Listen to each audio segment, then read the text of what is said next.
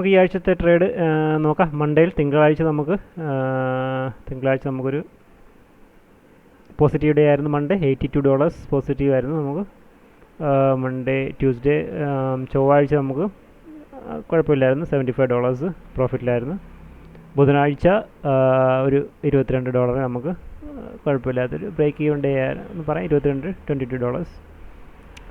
വ്യാഴാഴ്ച നമുക്ക് $25, അതായത് ഇന്നലെ നമുക്ക് 2 ദിവസം ഒരു ചെറിയ 2 പ്രോഫിറ്റായിരുന്നു നമുക്കുള്ളത്. അടുത്ത ഇന്ന് വെള്ളിയാഴ്ച, ഇന്ന് നമുക്ക് ഒരു നെഗറ്റീവ് ഡേ, അതായത് നമ്മുടെ 10ാമത്തെ ദിവസം ഫസ്റ്റ് നെഗറ്റീവ് ഡേ ആണ്. $98. 10ാമത്തെ ദിവസം നമുക്ക് നെഗറ്റീവ് ആയിരുന്നു, കുഴപ്പമില്ല. സ്റ്റിൽ ഈ ആഴ്ച നമുക്ക് ഈ ഒരു ലോസ് വന്നത് നമ്മൾ റിസ്ക് മാനേജ് ചെയ്യാൻ നമ്മൾ സ്റ്റോപ്പ് ഇടുന്നതിന് മുമ്പ് തന്നെ, സ്റ്റോപ്പ് അഡ്ജസ്റ്റ് ചെയ്യുന്നതിന് മുമ്പ് തന്നെ മാർക്കറ്റ് പെട്ടെന്ന് തന്നെ ഒരു ഫ്ലാഷ് ബാർ ആയിരുന്നു. അതുകൊണ്ടാണ് നമുക്ക് അത്രയും ലോസ് ആയത്. അല്ലെങ്കിൽ ഞാൻ കുറച്ചുകൂടെ ഒന്ന് ലോസ് കുറയ്ക്കാൻ പറ്റിയാണ്.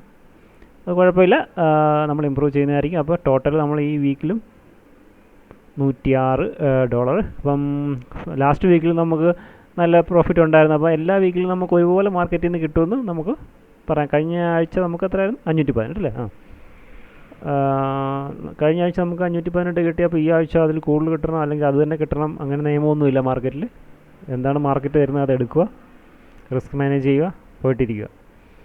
സോ ഈ ആഴ്ച നമുക്ക് വലിയ ബിഗ് ട്രേഡ്സ് ഒന്നും കിട്ടിയില്ല.